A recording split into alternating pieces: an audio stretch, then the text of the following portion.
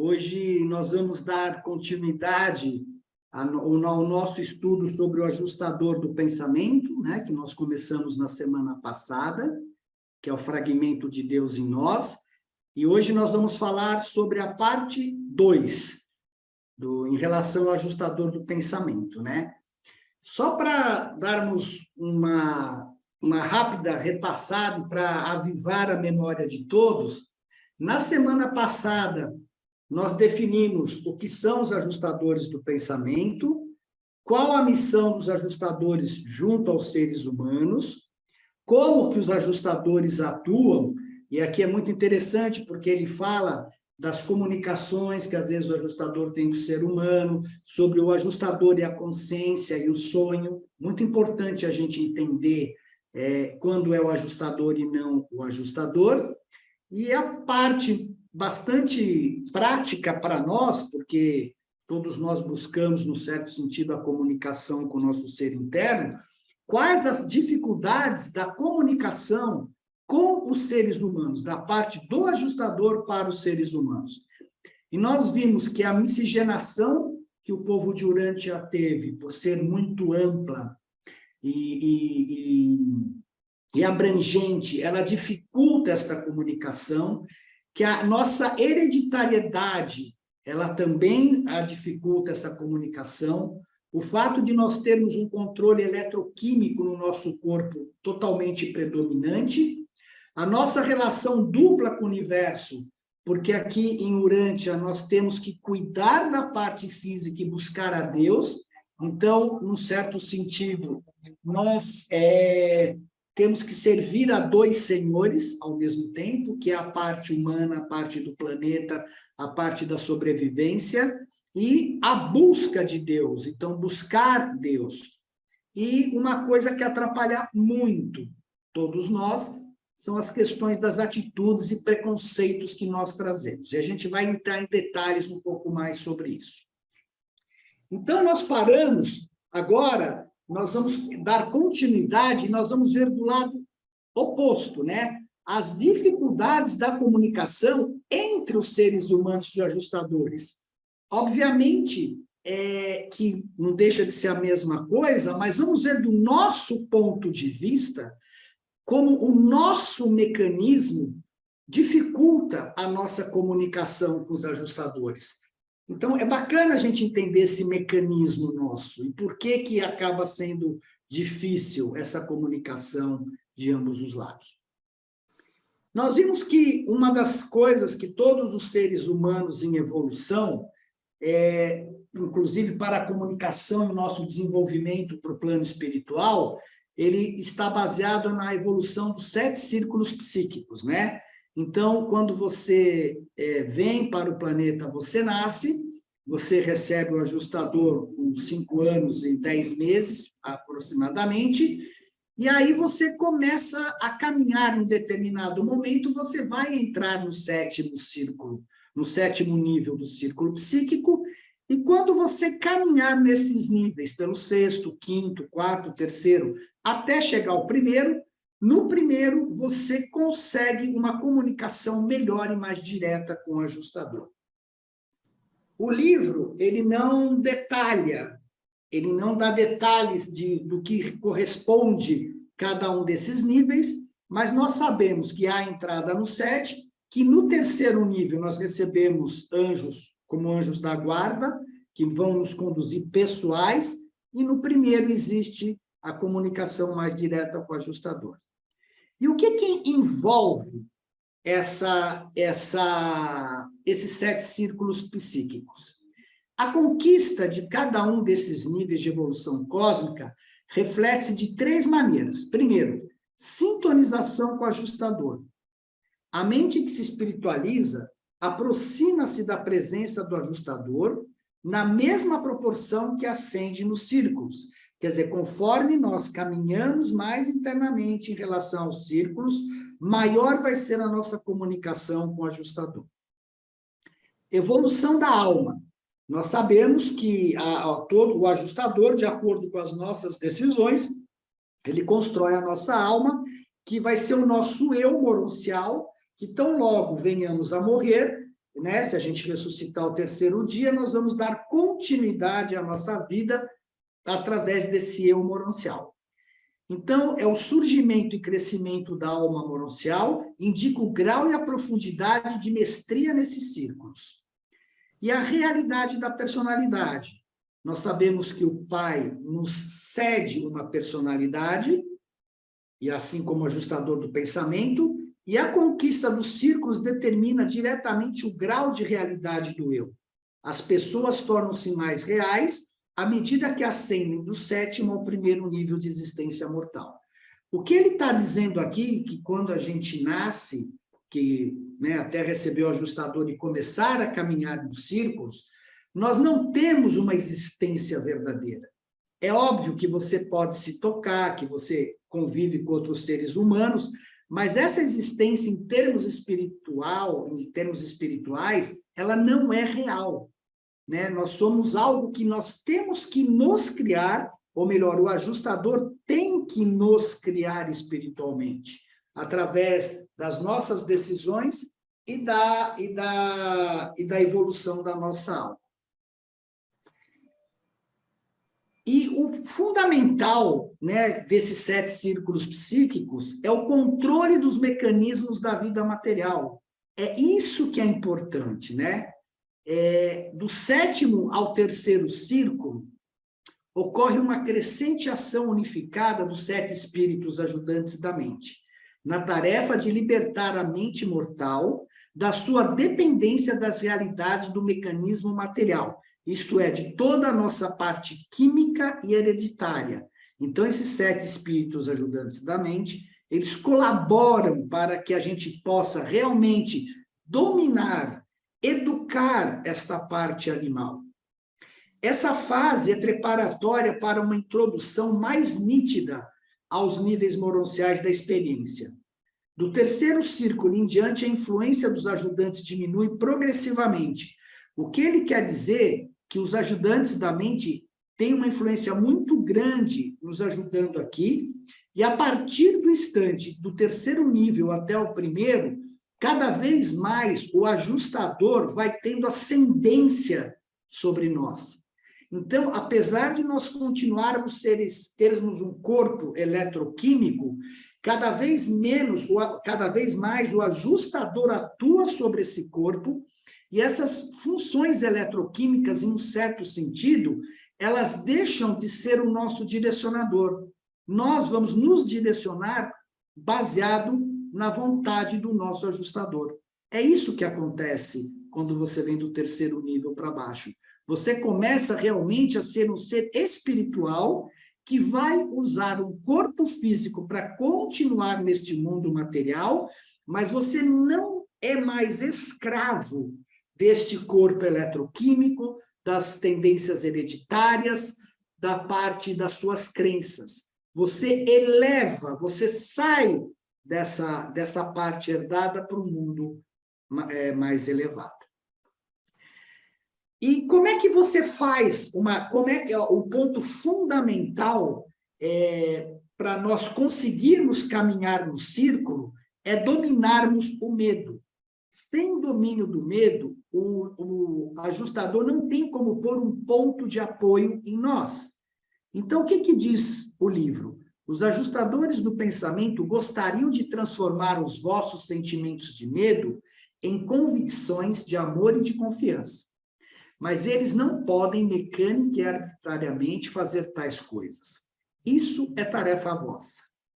Ao assumir essas decisões que vos livram das correntes do medo, estaureis literalmente criando um ponto de apoio psíquico para que o ajustador possa subsequentemente entrar com a sua iluminação espiritual equilibradora e elevadora, necessária ao vosso progresso. Bom, isso é uma tarefa nossa. Por que o ajustador não pode nos tirar o medo? Não sei. Mas eu sei que é algo que nós temos que dominar com a nossa capacidade, com esses espíritos ajudantes da mente, principalmente o da coragem, esse medo que nós temos. Então, essa questão do medo é fundamental para que a gente caminhe dentro dos círculos psíquicos. Marcos, por isso que eu acho que essa ajuda dos espíritos ajudantes é legal, mas essa ajuda deles está muito ligada ao ambiente de cada um, né? Eu acho que é do ambiente de cada um, porque se você pensar que você tem o espírito do conhecimento, você tem o espírito da intuição, você tem o espírito da coragem, o instinto. Então, é toda essa educação que você tem que fazer.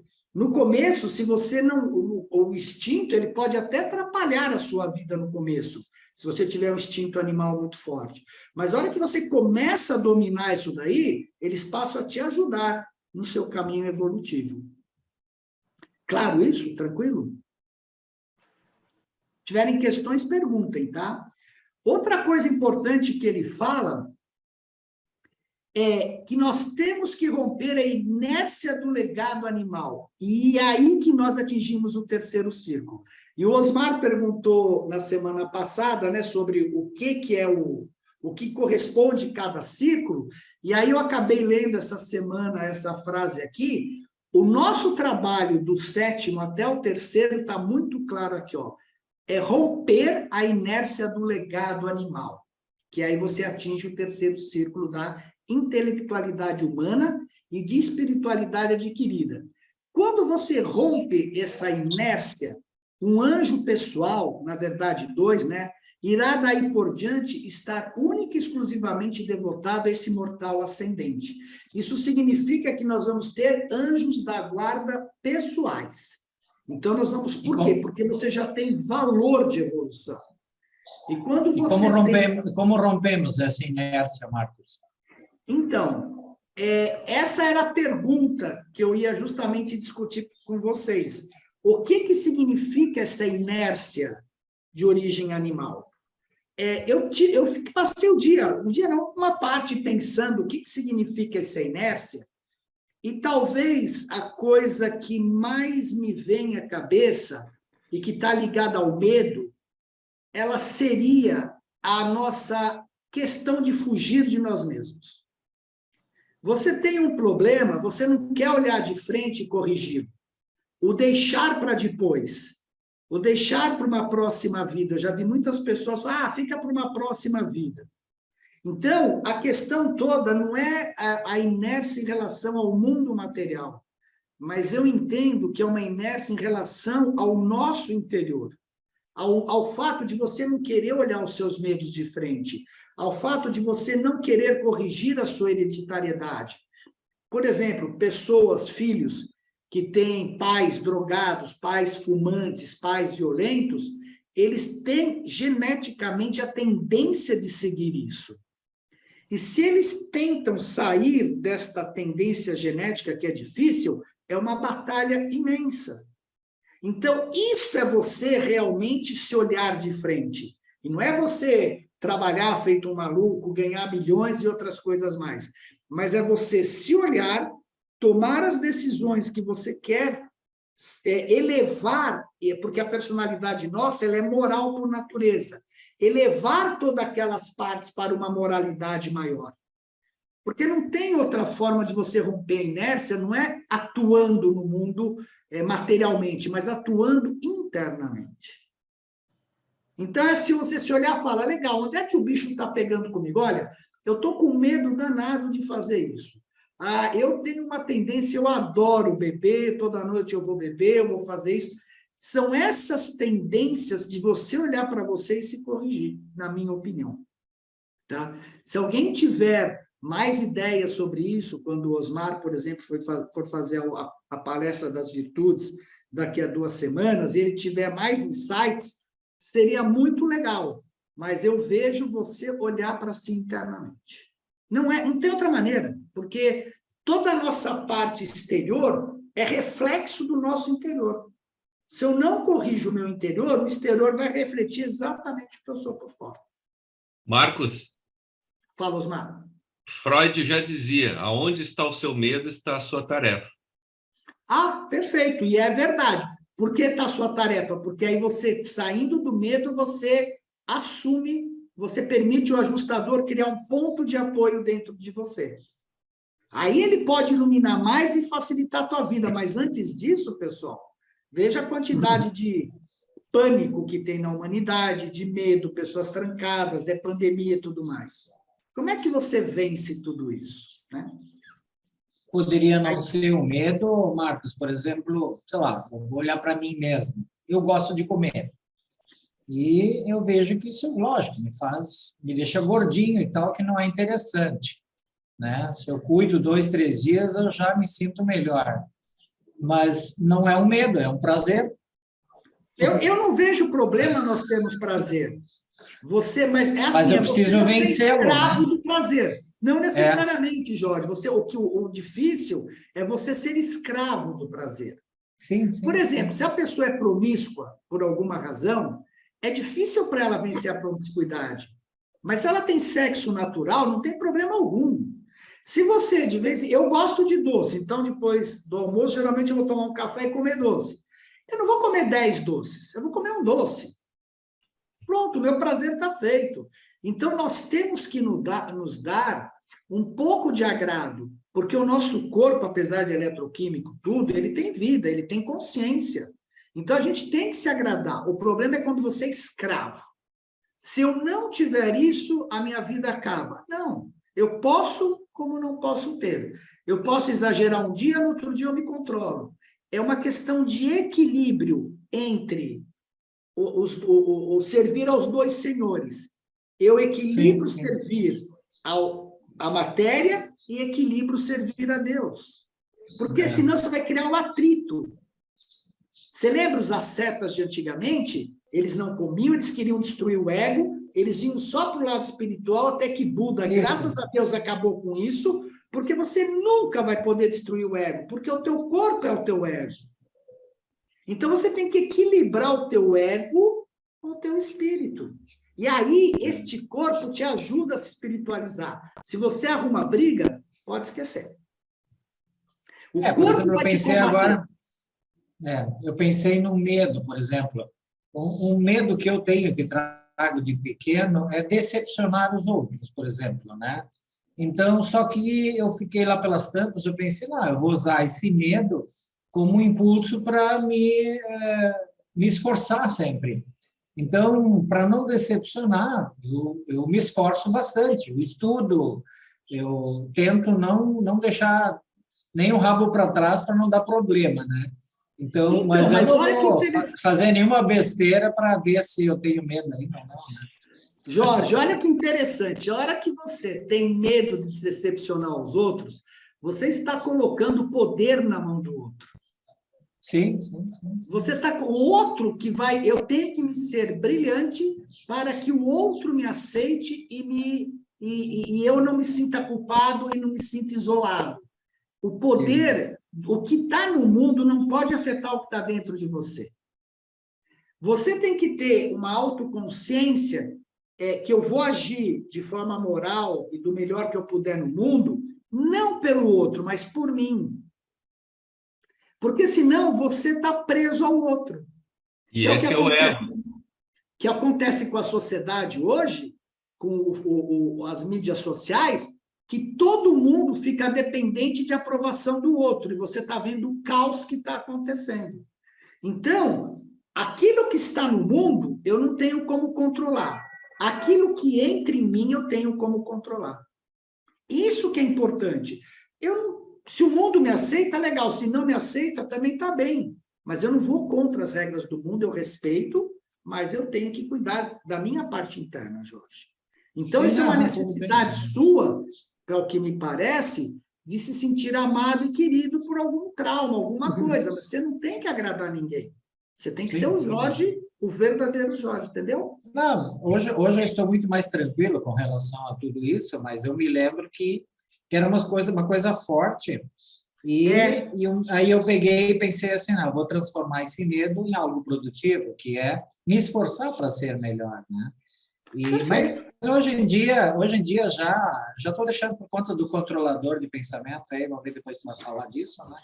Mas, Jorge... Vai ter que me ajudar. O Esmar, fala, querido. Jorge, tu demonstraste nesse momento força psíquica e espiritual por falar para nós algo próprio teu. Verdade. E desta forma, na realidade, o medo que tu tens de aumentar de peso e tal é algo que muitos têm, mas poucos falam. Então, uma das virtudes é a temperança ou moderação. Então, muitas vezes, essa tua dificuldade, que é a dificuldade de muitas pessoas, ela pode ser melhor confeccionada e realizada justamente por tu falares. Tu te torna mais forte com isso. Desculpe, Marco. Não, é excelente tua colocação. E também pode ser ansiedade. Isso pode estar ligado à ansiedade.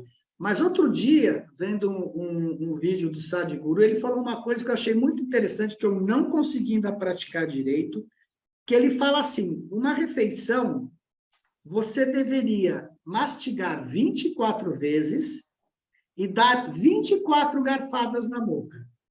Porque a hora que você põe a comida mais líquida para dentro do estômago e as 24 vezes, e pegar só 24 garfadas, a sua saciedade vai ser mais rápida. Porque a gente come, até o corpo nos dar o sentido de saciedade, a gente vai comendo por impulso, porque parece que está com fome. Então, a gente passa disso. Então, faz o teste dos 24 garfadas e 24 mastigadas. E a semana que vem você vai voltar 10 quilos mais baixo. Aí você vai fazer um desfile para a gente aí. Ô, Marcos, Isso não é só para ele, não, é para todos os gordinhos. Não, é para... O Jorge falou, mas serve para todo mundo. A minha mãe tem uma frase que eu acho magistral, Jorge. Ela disse assim, filho, no momento que passa da boca, acabou. Então, deixa a comida na boca, mastiga bastante, que tu vai sentir o prazer. Boa essa, boa. Fala, Israel. Eu estava aqui pensando, nós, ser humano, é muito mais fácil de a gente, ou o dia de hoje, que a gente vê no dia de hoje, é muito mais fácil a gente tentar resolver os problemas dos outros do que o nosso próprio. Perfeito. E aí que está, talvez, quando a pessoa tome consciência disso, que ele aí começa a perder os seus medos. Porque primeiro ele tem que ter consciência disso, para depois enfrentar esses medos. Né? O que eu vejo é que as pessoas vivem sem querer enfrentar os medos. É verdade. Você não quer. Esse que é o ponto. Você não quer se olhar internamente e se enfrentar em todos os aspectos. Esse é o ponto. Aí a pessoa compensa no futebol, compensa na bebida. Muitas pessoas não aguentam os seus próprios pensamentos.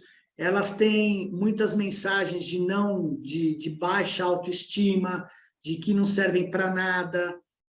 No mundo corporativo tem muito a questão de eu sou uma fraude, né? Então parece que você está enganando todo mundo. E não é verdade, cara. Isso são mensagens que estão aí e que a gente tem que passar. O que eu tenho visto muito, e eu confirmei isso ontem, e eu fiquei um pouco até triste por isso, os adolescentes, de forma geral, estão pensando em suicídio. Porque isso já passou o nível do individual e está no nível coletivo. Então, nós estamos ligados ao inconsciente coletivo. E muitos adolescentes com famílias ótimas, com pessoas, cara, não tenho sentido, eu quero me matar, não sei o que lá. Cara, dói o coração ouvir isso. Alguma razão tem para isso, mas nós não podemos perder uma geração pelo suicídio, pelo amor de Deus. Aconteceu semana passada. Um filho de um primo de minha esposa, aconteceu isso aqui em Salvador. Pois é. E eu fiquei me perguntando por que esse jovem tão dessa forma, por que eles pensam dessa forma. Aí eu estava vendo os meus 2 netos brincando de videogame aqui, Essas vidas perdidas, porque o pessoal morre toda hora e está aquilo ali, é tudo como normal. Será que isso não influencia na cabeça do jovem? Você pode ter certeza que o Facebook é horrível, o TikTok, todas essas mídias sociais, eles estão influenciando os jovens, e principalmente os jogos, porque isso é sabido, não sou eu que estou falando, os jogos foram criados há muitos anos atrás para dessensibilizar o exército a matar pessoas. Então, ele se acostuma tanto a matar através do jogo, do videogame, que quando ele vai para o campo de batalha, ele não se importa em matar. É esse o objetivo do jogo. Então, quando você pega esses jogos todos dessas crianças batendo, sendo agressiva, quando às vezes eu vejo um jogo, eu vejo alguém, quando eu estou vendo aquilo, me dá um impulso de dar um soco em alguém impressionante. Então, vocês imaginam o que vai para o subconsciente dessa criançada, e aí você tem a falta de aceitação nas redes sociais, bullying na escola. Onde está a saída, pessoal? Onde está a saída? Então, Israel, isso não é só com você. Ontem eu confirmei com uma pessoa que é terapeuta, ela falou, cara, todos os filhos das minhas amigas, eu estou atendendo um monte de jovens e todos com o tipo de pensamento de suicídio. Então, já vê que isso está no inconsciente coletivo. E olha, pode ter certeza, o Facebook, todas essas mídias sociais têm uma responsabilidade imensa. Fala, Ângela. Acho que eu comentei aqui a semana passada, mas vou falar novamente. O Netflix tem um filme que se chama Dilema Social. E eu falo para vocês, é muito bom assistir, porque traz à tona tudo que você tem dito até agora sobre a rede social. E as pessoas que criaram as redes sociais não deixam os filhos entrarem em nenhum deles. É o dilema das redes, é isso mesmo. É assim que chama em português. Debate aqui sobre esse filme. A Estela fez um debate, sim, é muito bom ver, porque é verdade, cara. Bom, vamos continuar, senão... Então, o ponto importante é romper essa inércia do legado animal. E aí você chega no terceiro círculo, quer dizer, dos 7, 6º, 5º e 4º, é todo o nosso trabalho de fazer isso, né? E aí, quando você chega no terceiro círculo, além do ajustador do pensamento residente, sempre presente, e cada vez mais eficiente, a gente vai receber a assistência integral desses guardiães pessoais do destino, né? Que continuam com todos os esforços para terminar a travessia do terceiro círculo, atravessar o segundo até alcançar o primeiro. E aí, o que acontece? Aqui vai ter a unificação da personalidade, porque a nossa personalidade, por função da criação dela pelo Pai Universal, ela é unificadora. E com isso você vai ter uma redução da influência dos espíritos ajudantes da mente, que são circuitos que nós temos dentro da gente, não são espíritos, né? Eles usaram espírito, mas eles são ajudantes da mente. Então, eles perdem a função e o ajustador cada vez tem mais controle sobre a gente.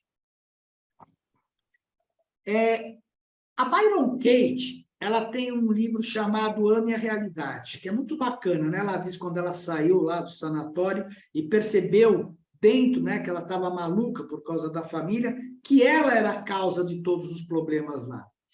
Então, ela percebeu que o mundo não é nada mais do que a minha percepção dele. Eu vejo apenas através de mim, eu ouço apenas através do filtro da minha história. E aí eu vou mostrar para vocês o que isso significa e por que isso acontece com todo o estudo que Augusto Cury fez sobre a inteligência multifocal.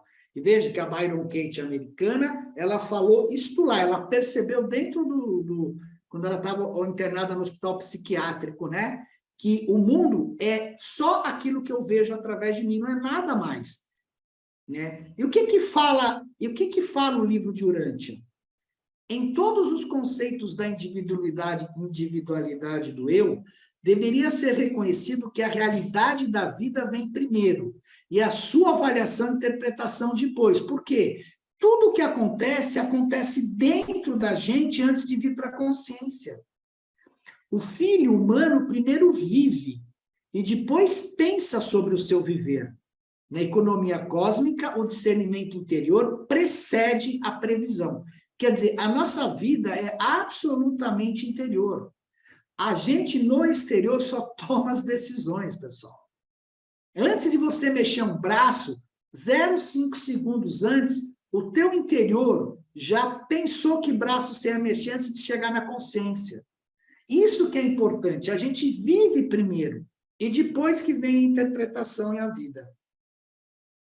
Então, o homem imortal é uma máquina, um mecanismo vivo, ó, uma máquina. As suas raízes estão verdadeiramente no mundo físico da energia. Muitas reações humanas são mecânicas pela sua natureza. Muito da vida é maquinal. Se não fosse isso aqui, a hereditariedade, toda a parte que nos é impingida quando a gente é criança no nosso subconsciente, não funcionaria. É que nem se estivesse gravando num CD a nossa vida, né? Você tem tudo gravado dentro de você e você vai reagir de acordo com o que você recebeu da sua herança genética, do meio ambiente e do meio ambiente que você viveu. Contudo, o homem, o mecanismo, é muito mais do que uma máquina. Ele é dotado de mente e é residido por um espírito. Então, o que acontece? A gente é uma máquina, mas nós temos o quê? Um espírito.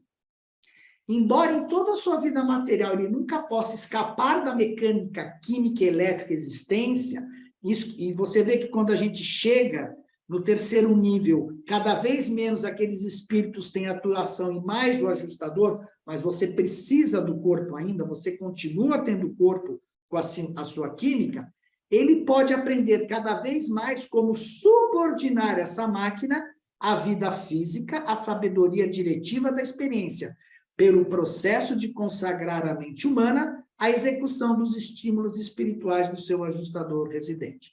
Então, quando nós lemos lá que você tem que subordinar para chegar no terceiro nível do desenvolvimento cósmico, é aqui, ó, subordinar a máquina como? Consagrando a sua mente aos estímulos espirituais do ajustador residente. Esse é o segredo. É por isso que eles falam, Pai, seja feita a sua vontade. Não é pela gente.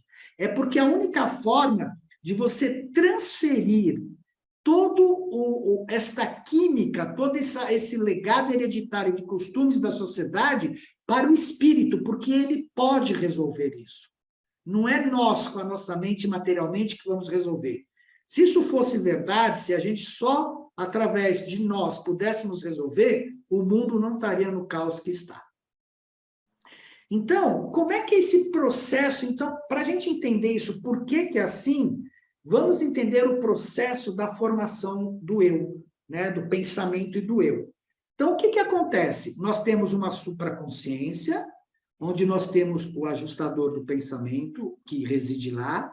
Temos dentro do nosso corpo uma parte consciente e uma parte subconsciente. Esta parte subconsciente é onde está a nossa memória. E a memória, ela é gravada automaticamente desde a fase intrauterina, segundo Augusto Cury. Então, pode sim a criança ter traumas enquanto está na gestação. Isso que é interessante. Né? A memória é a base da nossa vida. Corresponde à nossa história existencial ou intrapsíquica. Para entender o processo como um todo, é fundamental saber como as informações são armazenadas e resgatadas da leitura da memória. Você vê que tudo na nossa vida é memória. Então, é como se nós tivéssemos um arquivo e este armazenamento corresponde a um processo automático sem interferência consciente. A leitura da memória, ela ocorre através de 4 processos. A autochecagem, que eu já vou explicar, o autofluxo, a âncora da memória e o eu. Então, tudo que está armazenado aqui, coisas boas, coisas ruins, nós temos um mecanismo, um chamado autochecagem, um chamado autofluxo, outro a âncora da memória e o eu. Para vocês entenderem a âncora da memória, antes de eu ir para lá, a âncora seria assim, como quem abre essas gavetas e vão pesquisando dentro das pastas assuntos correlacionados. Por isso que quando você pensa, por exemplo, na sua família, você pode lembrar do seu pai, da sua mãe e tudo mais. A âncora é como se fosse uma mão, ela abre as gavetas onde tem assuntos de pai e de mãe e vai te trazer para a memória a maior parte. Tá? E, geralmente, quando nós temos traumas, esses traumas são mais lidos pela memória, porque eles não foram resolvidos pela gente. Por isso que é importante a gente se olhar e se resolver, e se enfrentar, e passar pelo medo, porque senão a âncora, toda hora ela vai lá e vai lembrar para você dos seus medos, dos seus traumas, e você vai reagir de acordo com ele. Isso daqui explica direitinho o que a gente leu lá de você olhar para dentro de si mesmo. Então assim, Marcos, só para complementar, porque eu ficava assim imaginando, né, que o ajustador de pensamentos vem morar em nós 5 anos e 10 meses, e ele, depois que nós passamos da morte física, ele é o que leva a memória e nos dá ela novamente lá no outro corpo. Então, existe a memória física, orgânica, e também existe essa outra memória guardada que ele guarda e nos relembra depois. Porque o livro fala, quando eu encontrar lá adiante nas Morôncias, ou mesmo lá perto do paraíso alguém, o ajustador vai me lembrar, esse aqui foi teu pai, foi teu vizinho, foi teu amigo, lá em tal fase, né? Tanto a nível terráqueo, como a nível moroncial, como a nível espiritual. Então, eu até fazia umas conjecturas muito loucas, Marcos. Pode ser que eu esteja enganado e errado. Mas por que a gente só lembra da nossa vida depois dos 5, 6 anos de idade, quase? É poucos que conseguem ir lá 2, 3, 4 anos lembrar alguma coisa. Geralmente é dos 5,5, 6 em diante, e eu estava conseguindo, montando na minha cabecinha, maluca aí, que o ajustador tinha a ver com isso. Não, porque eu lembro de fatos de 2 anos de idade. Eu consigo lembrar fatos de 2 anos de idade. O que acontece, eu vou explicar isso melhor na palestra do Coisas, Significados e Valores. Acontece que quando um bebê nasce, ele trabalha, a mente dele trabalha entre 0,5 e 2 Hz. O que isso significa? Que a natureza achou um meio de que ele absorvesse tudo do mundo sem ter critérios quando ele nasce, antes dele ter consciência dele, ele absorve tudo do mundo para que ele possa rapidamente depois agir no mundo. Ele não tem consciência. Você vê, a criança não fala eu. No começo, quando ela é pequenininha, ela se chama José, ela fala, ô José faz isso. Ela não sabe quem sou eu. Ela não sabe que eu sou o José. Ela não tem essa consciência de que ela é um eu. Você entende? E isso vai indo aos poucos e ela vai aumentando essa consciência com o passar dos anos. Tanto é verdade que você pode ver, quem morre antes dos 16 anos não vai para o mundo das mansões, vai para o berçário probatório. Porque ele não tem a mente formada ainda. Você entendeu? Não tem o ego formado. Ele está em formação. Então, esse processo todo é de formação. Aí, dos 4 até os 6, 7, 8 anos, você começa a se identificar com os outros, a copiar. Para os 12 anos, você começa a tentar separar o joio do trigo, que é tudo que você herdou, para tentar só a sua identidade, para depois dos 16 anos você começar a escolher e se trabalhar de verdade. Então, você tem memória. O que o teu ajustador faz? A tua memória está gravada. O que o teu ajustador vai fazer? Aquelas ações que você teve, que tem valor de evolução, ele usa um tijolinho na tua alma, para fazer tua alma. E quando você morrer, a parte animal da sua memória é descartada. Aquilo que não tem valor de evolução é descartado. E só fica aquilo que tem valor de evolução para você. Pode ser seus pais, seus amigos, as coisas que efetivamente você viveu. Os contatos que você teve na vida, né? Isso, os contatos, as experiências boas, também as negativas, mas são coisas que tem valor para a sua evolução. Então, o ajustador, ele faz a separação do joio do trigo após a morte. Porque o que adianta você lembrar que você brigou com um amigo na escola em 1900 e não sei o que lá? Não adianta nada, isso não vai te trazer nada para a tua vida. Entendeu? Marcos, Então, vai ter só coisas positivas. Fala, Israel. Você matou o passarinho, matou isso. Isso não importa, cara. o que você leva não é o que você guarda na mente do ajustador do pensamento? Fica alguma parte da mente animal, Não. algum conhecimento? Tudo que é da mente animal some e ele só pega aquilo que tem valor de evolução. E quando você é repersonalizado no mundo das mansões, ele te traz de volta a memória. Isso é um problema, inclusive, eu vou adiantar uma coisa bem para frente do livro, mas as pessoas que não se fusionam com o ajustador, elas não têm memória. Os seres têm que lembrar para ela de determinados fatos, demora às vezes muito tempo. Eles não têm memória, porque é o ajustador que é o guardião da memória. É isso que eu estava outro dia analisando, que você cria a sua alma quando você faz o bem ou alguma coisa de moral. E isso tem que passar pelo ajustador. Então, se o ajustador tem uma mente, é aí que você guarda essas informações. E eu fiquei em dúvida se levava alguma coisa da mente humana. Não. Da mente material, a mente material é destruída com a sua morte.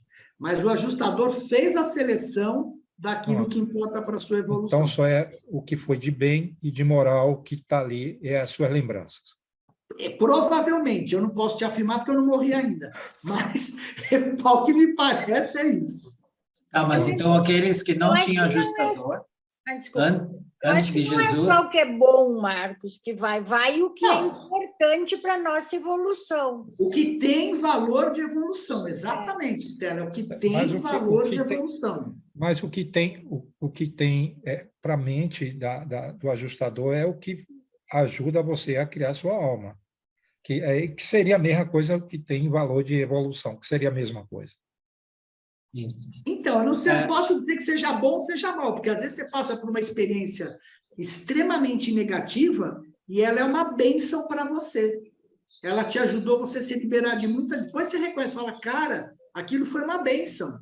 Então, nós não temos muita consciência do que é bom, do que é certo, do que é errado, do que é bom, do que é mal. Porque você pensa que está fazendo bem e você pode estar fazendo um mal enorme. Porque o teu conceito de bem é o que você herdou da sociedade e que você herdou. Vamos dizer aquele povo que mata os outros. Eles acham que eles estão fazendo um bem para Deus. O cara acha que está fazendo um bem, não está. Então, o conceito de bem e mal que nós temos está muito ligado aos costumes da sociedade, à nossa consciência.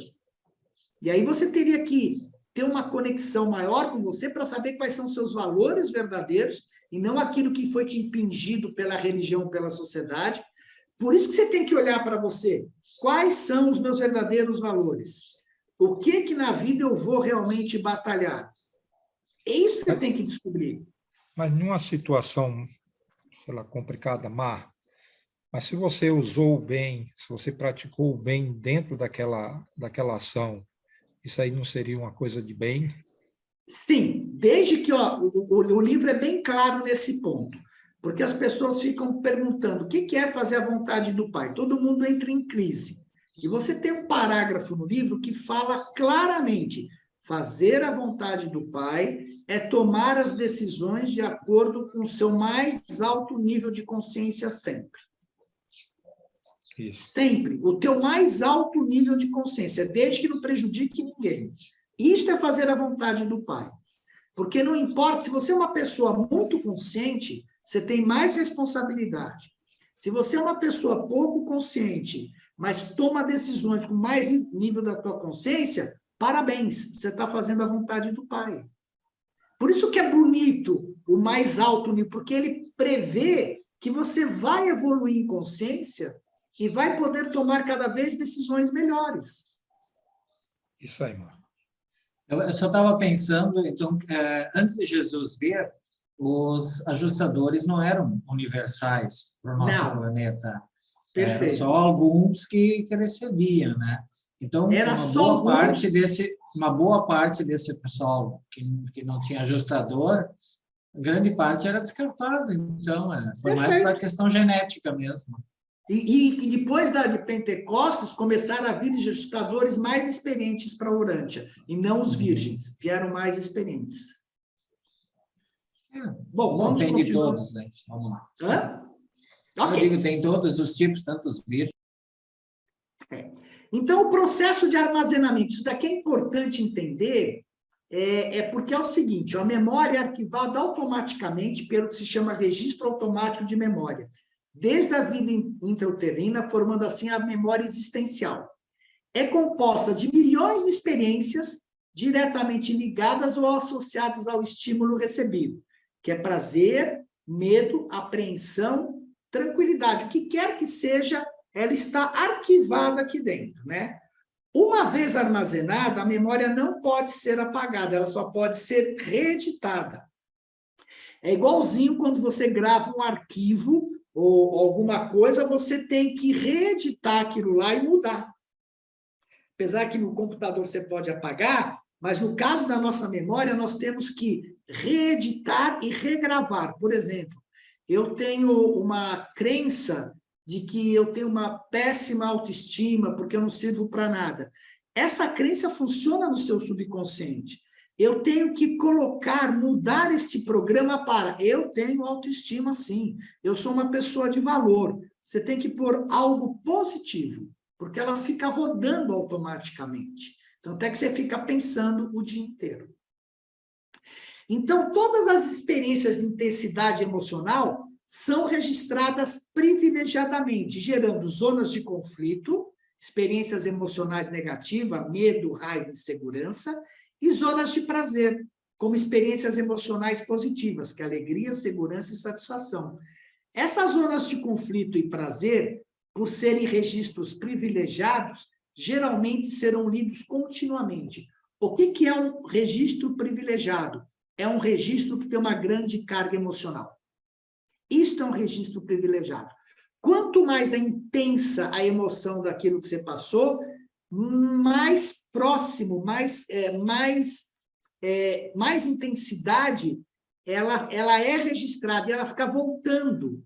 Por isso que você precisa enfrentar as suas experiências de medo e transformá-las. Essa é a razão, porque ela fica toda hora voltando na sua cabeça, né? E isso, muitas vezes, você precisa de ajuda psicológica, isso que eu ia lhe perguntar, Marco, como trabalhar isso? Já vou falar. Teve uma época da minha vida que só aparecia essas negativas. Hoje eu consegui tirar isso. Hoje, o que chega da minha mente só é as positivas. Então, tudo que você ansiosamente evita será arquivado intensamente. E enquanto você não mudar esse registro, ela vai ficar voltando. O que acontece? A nossa leitura de memória é automática. Tanto é que vocês estão me assistindo aqui, mas vocês estão automaticamente pensando, elaborando aquilo que eu estou falando. Então, continuam os pensamentos, vocês estão associando. Por que tem zonas negativas? Essas zonas negativas, elas fazem parte do fluxo de pensamentos que vem na gente. Se esse pensamento negativo passar e for embora, eu não der energia para ele, ele não me afeta. Agora, se eu penso, meu pai me bateu quando era pequeno, ai, coitadinho de mim, meu pai me bateu, era um caos a minha vida, você entra no buraco. Porque o que esse pensamento quer, você faz uma escolha quando esses pensamentos vêm à sua mente. Eu vou dar energia para ele ou não vou dar energia para ele. Então, você lembra uma coisa boa, você fala, pô, eu lembrei de um pensamento bom. Nossa, aquilo foi muito legal, foi muito gostoso, tal ponto. Mas o negativo toda hora volta. Por quê? Porque ele dispara adrenalina dentro de você e te deixa tenso. Essa é a questão. Quanto mais negativo, mais adrenalina e mais tenso você fica. Quem vive em cidade grande sabe. Você está dentro do carro olhando para ver se não tem um motoqueiro que vai te assaltar, se não tem um carro que vai te pegar por aqui. Então, aquilo fica toda hora vindo à sua memória. Eu fiquei Por isso que pensando também... uma das técnicas que Jesus utilizou quando ele estava muito assim, foi o de lembrar os momentos lindos e o pôr do sol que ele via na época dele, pessoal. Porque foi a maneira dele reescrever e de passar pela dor que ele estava passando. Fala, Israel. E você também conseguir perdoar tantos momentos ruins que você passou na vida também ajuda? Olha, acontece o seguinte, o perdão nunca é para os outros. O perdão é para você. Porque Sim. se você tem raiva de alguém, a raiva significa um veneno que você toma querendo matar o outro.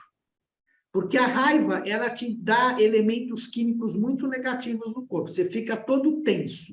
Isso Ela te aí. altera. Aquela palestra das emoções mostra bem essa questão. Então, a raiva, o perdão, é sempre para você. Porque se você lembrar o que eu falei, olha só, vamos só mostrar aqui alguns slides atrás. Lembra o que eu te falei aqui? Sim. O mundo não é nada mais do que a minha percepção dele. Eu vejo apenas através de mim, ouço apenas através do filtro da minha história. Então, se eu olhar o outro e tiver raiva, alguma coisa do outro, esta raiva é minha. Se eu não souber me perdoar por aquilo que eventualmente eu fiz, eu estou me envenenando. Porque o nosso grande ponto, o que nos atrapalha muito na vida, é esta parte crítica que nós temos, que a gente chama de sensor. Apesar que o livro fala do sensor universal, nós temos o superego, que é o nosso sensor. E é ele que fica olhando o tempo inteiro para você, que o pessoal fala que é o olho de Deus, e fica apontando os seus erros. Se você der energia para esse seu sensor, você vai entrar num buraco gigantesco. Porque você não foi legal, porque se for o caso do exemplo do Jorge, que compartilhou com a gente, Jorge, você não respondeu bem para aquela pessoa. Você é uma pessoa que não vale nada. Você é isso e aquilo outro. Ele entra no buraco. Então, você tem que controlar esses pensamentos que tem uma crença dentro de você que você tem que ser legal com os outros e que se você não foi legal, ele te põe para baixo. E a hora que você está para baixo, vem o medo, vem a depressão, vem a vontade de ir embora do mundo, vem o afastamento de Deus. Quando você consegue isso, você está enfrentando os seus medos? Lógico. O nosso trabalho é esse, Israel, é justamente pegar esses pensamentos e não dar energia para eles. Falar, se ele é muito intenso, você fala, eu duvido que isso seja verdade. Você questiona ele. Questiona e fala, eu determino ser feliz, eu determino ser próspero. Você tem que regravar essa memória. É assim que eu comecei a conseguir fazer isso. Obrigado pelo seu depoimento. Então... Marcos, oi. Eu também quero falar uma experiência que eu estou assim, trabalhando muito em mim, que eu tenho crises, tinha crises de ansiedade. E essas crises me levavam a ficar de cama. Perfeito. Eu não tinha vontade de comer, não tinha vontade de tomar banho, não conseguia, assim, eu era totalmente sugada com aquela energia, eu não tinha forças.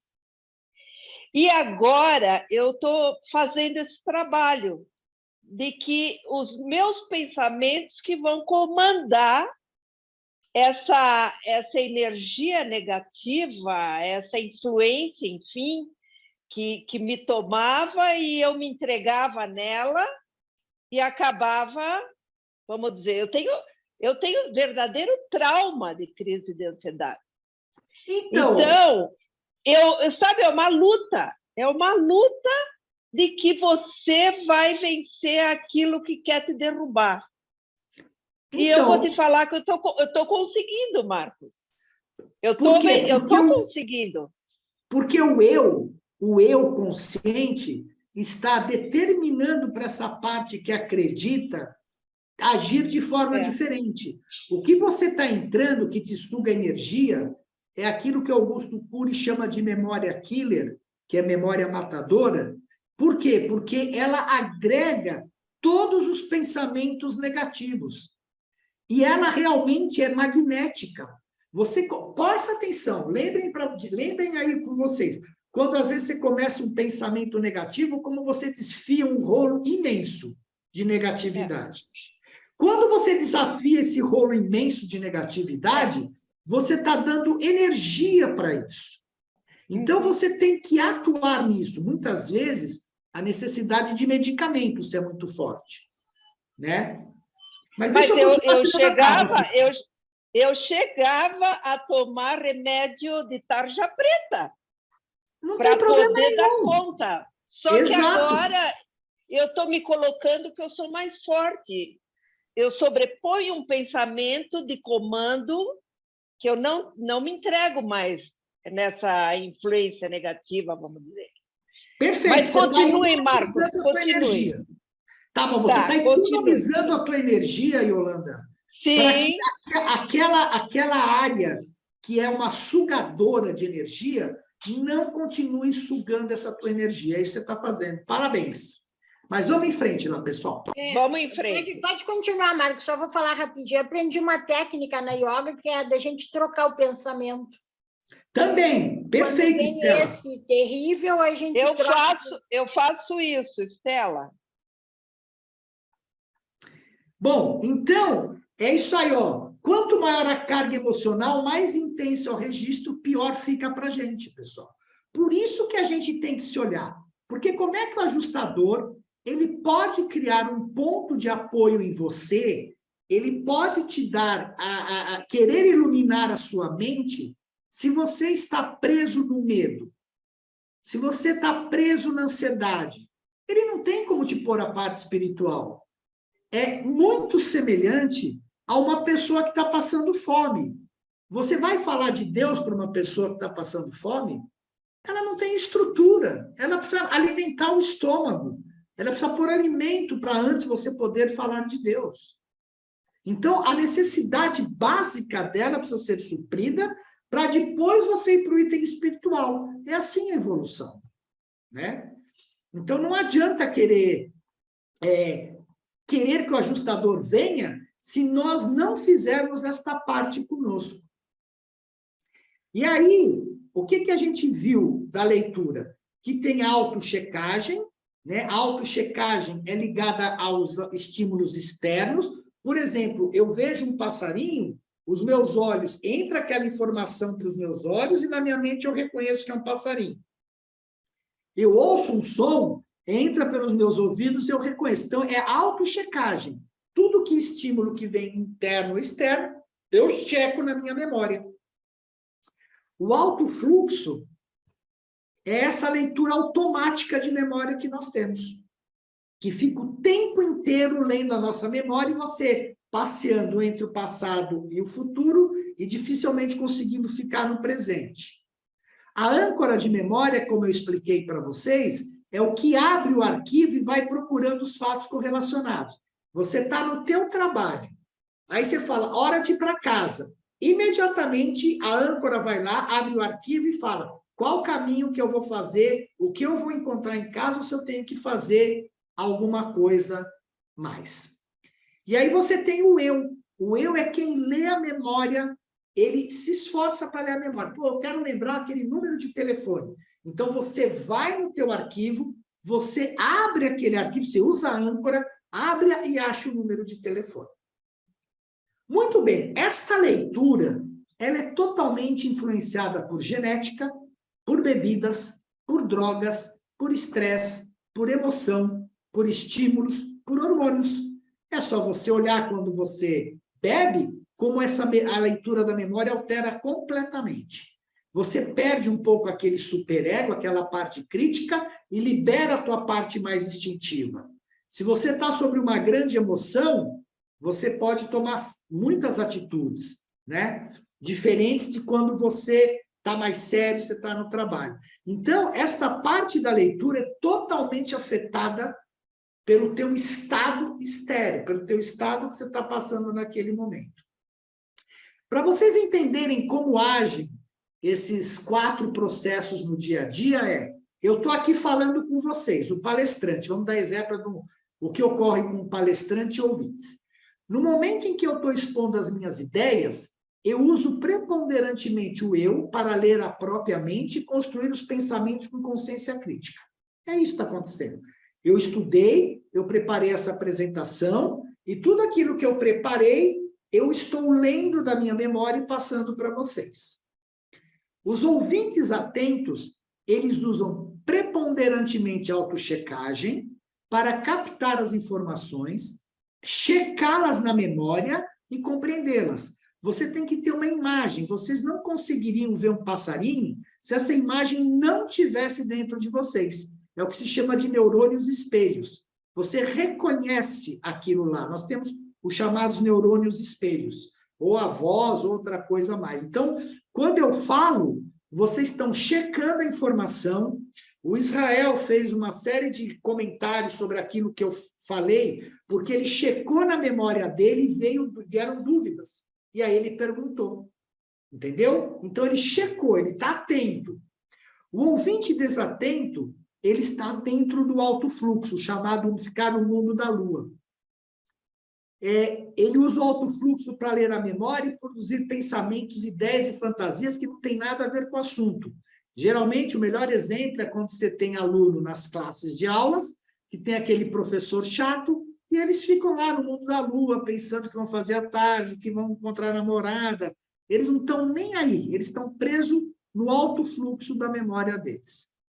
A âncora, em todos os casos acima, a âncora é responsável por deslocar o território da leitura e fornecer as informações que serão utilizadas nos processos de construção do pensamento. Assim, o palestrante e ouvintes deslocam a âncora para regiões específicas da memória, que fazem com que resgatem as informações e construam uma agenda específica de pensamento. Então, enquanto nós estamos conversando, vocês imaginam tudo o que está acontecendo de forma inconsciente dentro da gente. É incrível, pessoal, tudo o que está acontecendo. Pois bem, o próximo passo, quando você lê a memória, você vai gerar o que a gente chama de um pensamento essencial. O Marcos falou, por exemplo, o pensamento essencial que veio para Israel naquele momento, ele falou desse assunto, mas eu tenho dúvida desse, e aí vem uma reação emocional. A emoção é mais rápida que a mente, que o pensamento. Pode vir uma reação dele dizer assim para mim, você está ficando louco com isso? Ou isso faz sentido para mim? Essa é a reação emocional. Passada a reação emocional, vem o pensamento lógico. Ué, mas por que eu pensei que isso não faz sentido para mim? Por que eu pensei isso? E aí entra a razão. Por isso que nós lemos que primeiro a vida é vivida. Existe uma reação emocional, para depois ela ser pensada naquilo que aconteceu. Entenderam a diferença? Primeiro você vive, depois você pensa aquilo que aconteceu. E é aí que você usa a razão. E é aqui, quando você usa a razão, é que nós vamos educar toda a nossa parte recebida através da genética, através dos impulsos eletroquímicos que nós temos no corpo. Então, isso daqui acontece a nossa rebelia. E aqui eu falo, eu quero ou não quero fazer. Então, na consciência, quando chega na consciência, o eu decide. E aí ele dá risada, ele pensa, ele fica alegre ou fica com raiva. E aí ele fala, eu estou com raiva, eu vou reagir a essa raiva e bater na pessoa, ou eu vou perguntar para ela se eu a ofendi ou se eu falei fez alguma coisa mal. Tá vendo que eu brinco e falo, a consciência é que nem o marido traído. Ela é a última a saber. E por esse fato, porque o que acontece entre a memória e até chegar à consciência, o Libet fez um estudo científico sobre isso, existem 0,5 segundos de diferença, porque passa por todo este processamento aqui interno antes de chegar à consciência. Isso que é interessante. Então, nós somos seres reativos. Reativos ao nosso interior. O nosso cérebro nos diz o que fazer antes de conscientemente decidirmos fazê-lo. E é aqui que entra a vontade do eu para corrigir todas essas coisas aqui do passado. Por exemplo, se eu penso assim, a minha intenção de mover o braço, qual braço vocês querem mover? Essa intenção aparece no nosso cérebro, no inconsciente, 0,2 segundos antes do movimento começar. E a atividade do cérebro se inicia 0,3 antes. Então, se eu falo, vocês vão mover o braço, aí vocês vão decidir. Vocês já decidiram internamente o que ia acontecer. Qual braço ia ser movido. Por isso que o nosso livre-arbítrio é totalmente de forma reativa. Eu educo toda essa parte que eu recebi de hereditariedade. E a partir do instante que você educa tudo isso, e você começa a fazer a vontade do seu ajustador de verdade, esta parte aqui vai perdendo a força e você vai sendo direcionado pela vontade do Pai e os seus desejos passam a ser os desejos do Pai. Não é que você não vai ter desejo. Você e o Pai vão ter um desejo único. E você vai ser atendido nas suas necessidades materiais. Porque nós temos que servir a dois senhores. Mas nós tiramos esta reatividade dentro de nós. É isso que importa, pessoal. É por isso a nossa dificuldade de falar com o ajustador. Então, o que diz o livro de Urântia? Usualmente, porém, quando o vosso ajustador tenta comunicar-se convosco, a mensagem perde-se nos elos materiais da corrente da energia da mente humana. Apenas ocasionalmente ocorre-vos captar um eco, algo tênue e distante da voz divina. Por quê? O ajustador vai passar uma inspiração para nós. Essa inspiração, ela pode passar por todo este trabalho aqui, inclusive pelo teu estado emocional na hora. Ela não vem direto, tá vendo? Ela pode vir daqui, mas ela pode vir para a consciência, mas ela vai passar por esse mecanismo antes de chegar na consciência. E aí, o que Augusto Cury diz? Não é possível apagar o passado para reconstruir o presente, mas é possível reconstruir o presente para reescrever o passado. O que registramos todos os dias no inconsciente da memória define o nosso futuro. E foi muito bem exemplificado pelo Israel e pela Holanda. Eu estou ficando senhor de mim mesmo e trocando essas programações que eu tenho dentro de mim. Olha o que diz o livro de Urântia. Lembrai-vos, conquanto os impulsos hereditários não possam ser modificados fundamentalmente, as respostas emocionais a tais impulsos podem ser mudadas, a natureza moral pode, portanto, ser modificada, o caráter pode ser melhorado. E aqui é que nós vamos evoluir de acordo com a vontade do Pai e pôr a moral na nossa vida. Ficou claro isso para vocês? Bem claro. Tá vendo? Por que isso é importante? Porque isso daqui a gente herda, pessoal. Então, a gente só tem como, os impulsos não possam ser modificados. Por isso que ele fala, a memória não pode ser apagada, ela tem que ser reescrita. Então, esta inspiração, como é que nós vamos evoluir através dos 7 círculos psíquicos? Exatamente pegando toda esta carga e educando isso daqui. Essa é a educação que nós temos que fazer. E aí você vai caminhando dentro dos círculos psíquicos. E a hora que você caminha dentro dos círculos psíquicos, cada vez mais você vai dando espaço para o ajustador gerenciar esta parte aqui, e aí você começa a ter a comunicação direta com ele. Ficou claro isso para vocês? Perfeito. Ficou claro? Perfeito. Tá bom, então agora eu vou mostrar isso para vocês num campo de futebol. Nós vamos para o campo de futebol ver o que acontece, como isso funciona. Campo de futebol americano. O técnico já explicou, agora vamos ver na prática. Então. Vamos ver na prática. O que acontece? Vocês conhecem futebol americano? Mais ou Quem menos. conhece futebol americano sabe que Eu. ele é jogado com a mão, você tem 2 times de cada lado e você tem a bola.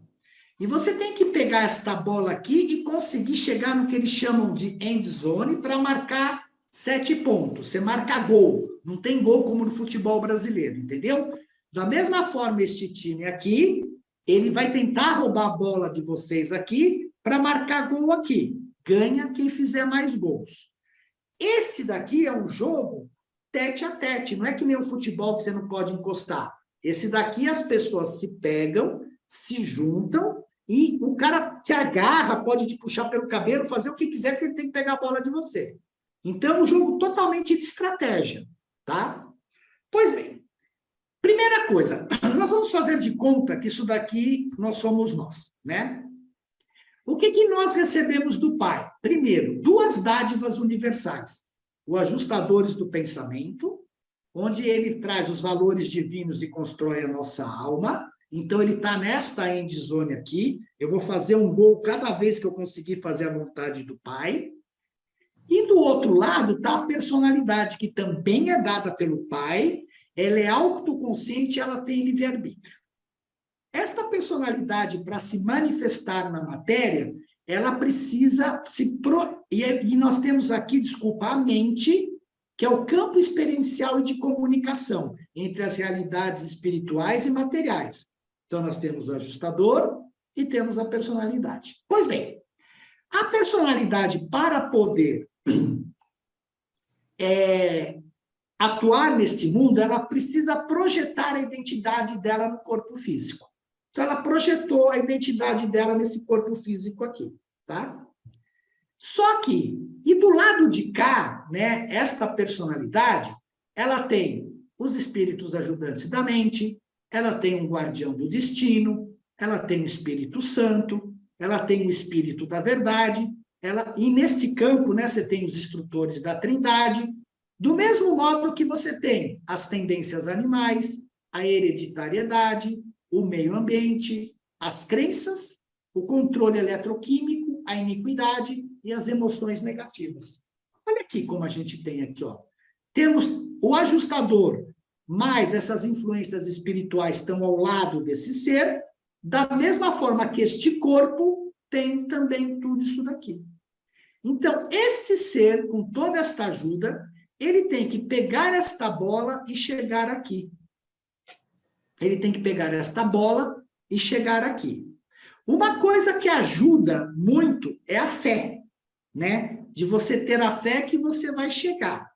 Mas, quando você começa a correr, né, o teu ajudante da mente, o teu guardião, pega a bola e corre, você vai dar de cara com uma tendência animal.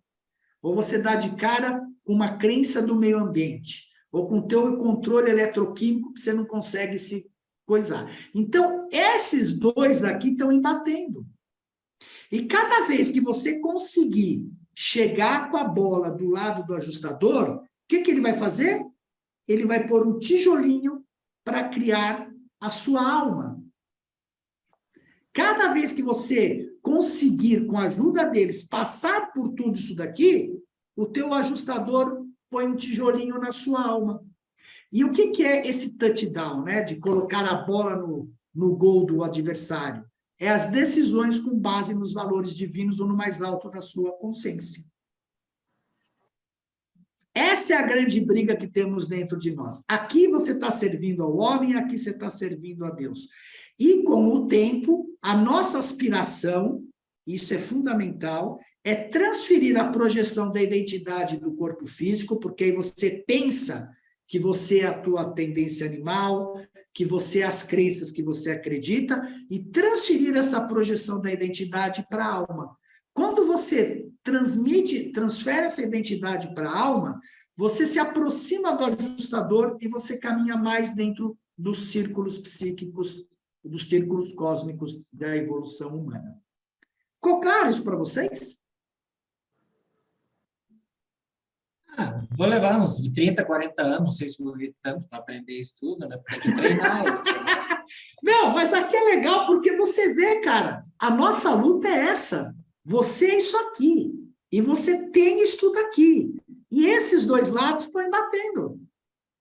Eu não passei do meio do campo ainda. Então, os dois lados estão embatendo. Entendeu? Então, é aquela história do anjinho da guarda e do diabinho. Aí foi muito Esse é o didático, ponto. foi muito esclarecedor. É esse o ponto, é essa a nossa luta. Por isso, não se cobre muito, não brigue com você, porque este outro lado tem força. E você precisa dar mais passagem para o teu mais alto nível de consciência. Essa é a brincadeira, pessoal. Eu gosto desses lives porque ele mostra, ele sumariza tudo aquilo que o ser humano passa. Pode até ter falhas, mas ele mostra para você visualmente o que nós estamos passando, cara. É isso. Fala, Marcos, aí não seria o espiritual enfrentando um animal? É lógico. Exatamente. Olha todas as influências divinas que a gente tem, Israel, que vem, tudo isso vem nos ajudar. Mas ele tem que passar por tudo isso daqui para realmente, o espírito tem que passar por tudo isso daqui para poder mandar uma comunicação para o ser humano. Quando o espírito, lembra, ele quer te inspirar, ele tem que passar por toda esta parte, por isso que eu pus o lado vermelho do carro. Ele tem que passar por toda esta parte vermelha para chegar até você.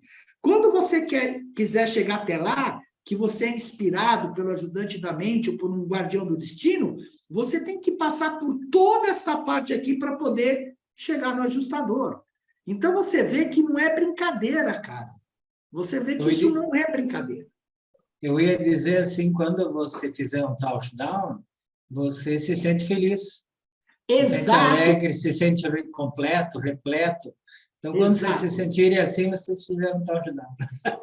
Exatamente, é isso mesmo. Quando você consegue entregar, por isso que a gente tem que entregar, porque tudo isso daqui está ligado à parte química, à parte emocional, a reações hormonais no nosso corpo. A ansiedade nada mais é do que reação hormonal, é reação química no nosso corpo. Mas só que ela é tão forte que ela nos atrai magneticamente. E aí você fica para baixo. Eu acho que você tem que trabalhar mentalmente muita coisa, Marcos, né? Totalmente. Porque né, você tem que ser mental. Eu quero ter mais fé. Isso não é uma coisa que você tem que querer isso, né? Mentalmente, para depois um dia atingir essa possibilidade, né? Sei lá, é meio complexo isso. Mas eu, de vez em quando, saio a caminhar, né? Fazer minhas caminhadas. Deixa eu contar um pequeno caso. E aí, às vezes, eu penso assim, tomara que eu encontre alguém que eu possa ajudar em alguma coisa e tal, né? E aí, essa semana, 2 dias atrás, estava caminhando e encontrei uma senhora negra, né? Diz ela, Jorge, quanto tempo? Aí eu me lembrei que nós éramos colegas e vizinhos de infância, né? Chegamos a brincar e tal, né? Digo, fulano, é verdade, há quanto tempo, né? E ficamos conversando um pouquinho, e eu falando algumas coisas do livro Durante e tal, mas, claro, sem falar em livro Durante, para ela. E ela disse, Jorge, que coisa boa ter te encontrado. Parece que Deus me iluminou hoje nas minhas orações, eu estar conversando contigo, eu precisava saber essas coisas que eu estou falando contigo e tal. Então, daí a gente foi se despedindo, eu digo, olha, não, na realidade a vida é curta, é intensa, você deve só procurar sempre fazer o teu melhor, te dar bem com os teus vizinhos, teus amigos, tua família, né? E no mais, faz o teu melhor com aquilo que tu tem, né? Aí diz ela assim, meus vizinhos são tudo legais, me deu super bem, mas tem uma vizinha que é muito chata, diz ela assim. Ela é azeda, ela não se dá com ninguém, não sei o que e tal. E me veio assim, instintivamente, né? Aquela passagem de Jesus, quando o rapaz pede, diz ele assim, se Deus, aquela pergunta boba que todos nós sempre fazemos, né? Deus criou o mal, né? Criou o pecado, né? Criou a... Aí eu disse assim para ela, olha, não sei, Jesus, o que tem que pensar sempre assim, o que Jesus faria, né? Ele provavelmente diria assim, talvez essa vizinha está pedindo ajuda, está pedindo que você a ajude de alguma forma, né? Pense nisso. Essa vizinha não, dizia ela assim, né? Digo, olha, Jesus não faria isso. pense um pouquinho, né? Daqui a pouco, sei lá, faz um bolo, alguma coisa, um bolinho, leva para ela lá. Não, diz ela, é louco. Eu digo, então planta umas flores bonitas na cerca do lado dela, de vez em quando dá uma muda para ela, né? Mas eu deixei ela pensando, né? Mas esse pensamento veio tão rápido, né? Digo, quem sabe ela está pedindo ajuda. Quando Jesus fala, né? Poxa, se você estivesse vendo alguém se afogando, você de certeza não deixaria se afogar. Quanto mais uma alma que precisa de ajuda, que está negativa, né? Precisa muito mais do que o corpo que está se afogando, né? Que vale muito mais. Mas assim, foi muito bacana, né? Deu um exemplo muito bacana. Eu acho que eu consegui fazer um touchdown porque eu me senti muito bem os 2, 3 dias. Muito bom, fez um touchdown. Bom, aí nós vamos ver qual é o caminho para fazer a vontade do Pai, porque a hora que a gente vê tudo isso daqui, a pergunta é, legal, e qual é o caminho para fazer, então, a vontade do Pai, né? O livro tem uma frase muito boa do livro, que diz o seguinte, a personalidade da criatura mortal pode eternizar por autoidentificação com o espírito residente, por intermédio da técnica de escolher cumprir o desejo do Pai. E nós já vimos o porquê isso. E o que seria essa história de cumprir o desejo do Pai? Então, nós vemos que nós temos o ser humano, esse ser humano tem um ego, que é a identidade dele, ele tem uma alma em formação, essa alma em formação, nós temos que levar essa identidade para a alma e tendo a inspiração de seja feita a sua vontade. Veja, o ser humano com ego quer sair de toda aquela eletroquímica e aí eu tenho que me identificar com a minha alma, que não dá para identificar direto com o espírito. E por que você se identifica com a alma? Porque é a criação do espírito dentro de você. E aí você se aproxima mais do seu ajustador. Quando você chegar na fusão, o que vai acontecer? A tua identidade estava com a alma. Essa identidade com a alma, você vai transferir para o ajustador. Lembra que aqui era no ego. Aqui você transfere a identidade para o ajustador, e aí você o quê? Você se torna espiritual, né? Alma e ajustador fusionados. O infinito fusionado ao finito. Essa é a beleza disso daqui. Você transfere essa identidade para o ajustador. Aí você vai o quê? Você vai passar pelo processo de aprendizado. No universo, no superuniverso, dentro de Avona, até chegar ao Pai como finalitor. Quando você chegar como finalitor, esta identidade que está com o ajustador, você vai transferi-la para o Pai universal. Então, o que vai acontecer? Esta personalidade que foi dada aqui no início, né, este ajustador do pensamento que veio sem experiência, quando ele se torna finalitor, ele vai voltar com um ajustador com experiência e você, um ajustador com experiência e personalizado. Ele vai voltar um ajustador com experiência e personalizado. E aí você se torna um finalitor. Então, o nosso trabalho todo, esta primeira fase, é feita através de você realmente desejar. Não tem outra forma, você se trabalhar internamente, mas desejar. Aqui você vai decidir na fusão. Então, eu decido dar continuidade à minha vida, que é essa a função principal do nosso livre-arbítrio. E quando você chegar a finalitor, aí eu não sei o que acontece, mas você vai transferir essa identidade para o Pai Universal, e aí você vai servir aos universos. É esse o caminho, né? Segundo, tal consagração da vontade equivale à compreensão da realidade e eternidade de propósito. Isso quer dizer que o propósito da criatura tornou-se fixo em relação às sucessões de momentos, ou colocando de outro modo, que a sucessão de momentos não testemunhará nenhuma alteração no propósito da criatura. 1 milhão ou 1 bilhão de momentos não farão diferenças. Vamos ver graficamente o que isso significa? A gente sabe que nós temos o existencial e o experiencial. E dentro do domínio físico, nós temos sucessão de momentos de infinitas possibilidades. O que significa? Que a toda hora eu tenho um desejo diferente. Eu posso ter 1 bilhão. Bom, agora eu quero uma casa, agora eu quero isso, agora eu quero fazer a vontade do Pai, mas amanhã eu mudo de ideia, já não quero fazer a vontade do Pai, porque eu estou bravo com ele. Aí no outro dia você quer isso, aí você volta a querer a vontade do Pai. E esse ajustador que vem, quando você fala que você quer fazer a vontade do Pai, é conectar-se à vontade do Pai, independente da sucessão de momentos de infinitas possibilidades. É isso que é fazer a vontade do Pai. E quando você, o teu único pensamento é, seja feita a tua vontade, é que vai te levar a se conectar com o ajustador e chegar diante do Pai. E esse seja feita a tua vontade vai permanecer pela eternidade, porque você e o Pai vão ser um. Não é mais o seu ego que está no comando, mas quem está no comando é o Pai, mas quem está na frente é você, porque tudo que é personalizável é que fica na frente daquilo que é pré-pessoal.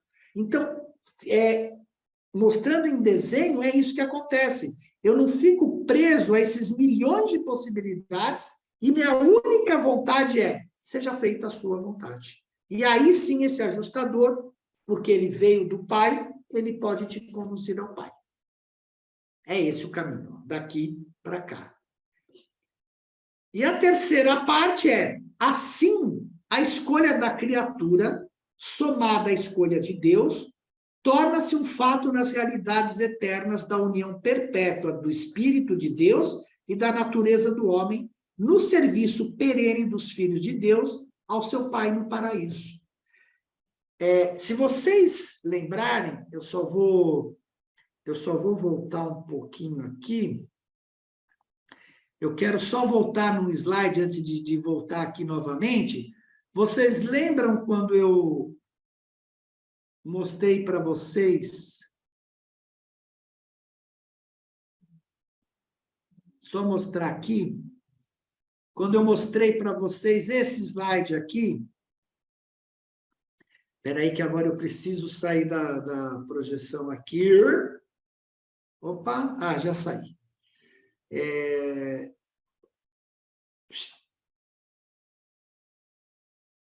Perdi aqui. Desculpa, só vou subir aqui. Para vocês entenderem essa parte das vontades se tornarem únicas, logo que eu comecei, que nós começamos a conversar, Zoom. Agora é só ir para o Zoom. Não. Aqui.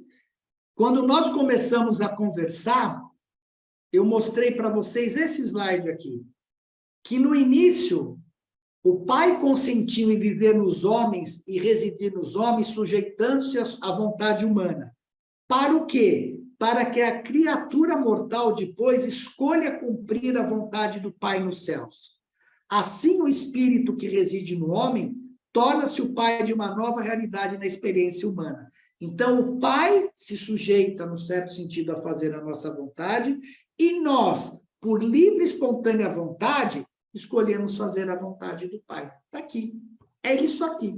É essa junção aqui que seja feita a sua vontade. Entenderam isso? É exatamente isso que esse slide aqui está mostrando para vocês. Deixa eu voltar lá. Eu podia até ter posto, mas eu tive a ideia de mostrá-la agora para vocês. Né? Alt Tab. Pimba. Share. Então, é exatamente isso que ele diz aqui, ó, a escolha da criatura somada à escolha de Deus, a união perpétua do Espírito de Deus e da natureza do homem. Vós, como é que faz a liberação dos níveis materiais? Vós não deveis encarar a cooperação com o vosso ajustador como um processo consciente, pois não é. Vocês viram lá que todo o processamento nosso é inconsciente. Mas os vossos motivos e as vossas decisões, as vossas determinações cheias de fé e os vossos desejos supremos constituem, sim, uma cooperação real e efetiva. Vós podeis aumentar conscientemente a vossa harmonia com o ajustador por meio do quê? Escolher seguir o guiamento divino, baseando com sinceridade a vida humana na mais elevada consciência da verdade, da beleza e da bondade, que nós vamos estudar semana que vem, e então coordenar essas qualidades da divindade por meio da sabedoria, da adoração, da fé e do amor. Amar a Deus desejando ser como Ele, ao contrário, nós temos que desejar ser como o Pai, né? Isso é super importante, a igreja diz que é pecado, ao contrário, não. Nós somos feitos à imagem e semelhança do Pai, nós temos que nos tornar isso, pelo reconhecimento genuíno da paternidade divina e pela adoração amorosa do Pai Celestial. Amar aos homens desejando sinceramente servir a eles, porque aí o ego, obviamente, ele está voltado para si, e isso é uma técnica para você se relacionar com as outras personalidades e ajudar os seus irmãos, no reconhecimento de coração da irmandade entre os homens, somada a um afeto sábio e inteligente, dirigido a cada um dos vossos semelhantes mortais. E 4, aceitar com alegria a cidadania cósmica, o reconhecimento honesto das vossas obrigações progressivas para com o Ser Supremo, a consciência da interdependência entre o homem evolucionário e a deidade evolutiva. Essa história de aceitar com alegria a cidadania cósmica, para mim, está muito ligado a fazer a vontade de Deus, porque lá em cima, eu tenho a impressão que não é uma coisa tão simples e tão assim. A gente vai servir. Você vai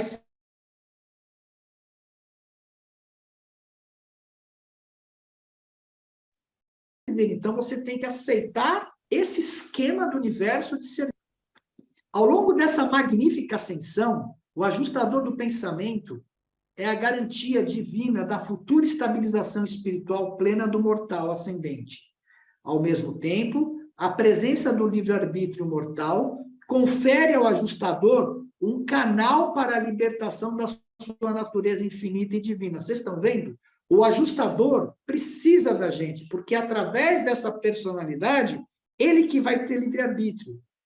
E agora essas duas identidades transformaram-se numa única.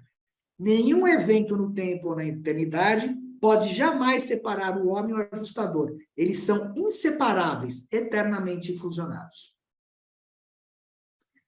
O que ocorre após a fusão com o ser de origem imortal? Porque você pode se perguntar, aí, eu vou sumir? Eu desapareço? Cadê a minha consciência? Por que, então, posto que os ajustadores do pensamento possuem volição, seriam eles subservientes à vontade dos mortais? Acreditamos que seja porque a volição do ajustador, embora absoluta por natureza, seja pré-pessoal na sua manifestação. A vontade humana funciona dentro da realidade do universo no nível da personalidade. E em todo o cosmos, o impessoal, o não pessoal, o subpessoal e o pré-pessoal sempre responde à vontade e aos atos da personalidade existente. Então, é por isso que o Pai te dá a personalidade e te dá o ajustador. E esse ajustador, ele vai, apesar da fusão, quem vai estar na frente é a personalidade, porque é ela que pode estar nos mundos materiais. E esse mesmo poder de escolha é a insígnia universal de que o homem é uma criatura com livre-arbítrio, o que constitui a grande oportunidade do homem e a sua responsabilidade cósmica suprema. O destino eterno do futuro finalitor depende, olha o grau de interdependência, da integridade da vontade humana, né, de fazer a vontade do Pai. O ajustador divino depende da sinceridade do livre-arbítrio mortal para ter personalidade eterna. Da fidelidade da escolha do mortal, o Pai universal depende para a realização, concretização de um novo filho ascendente.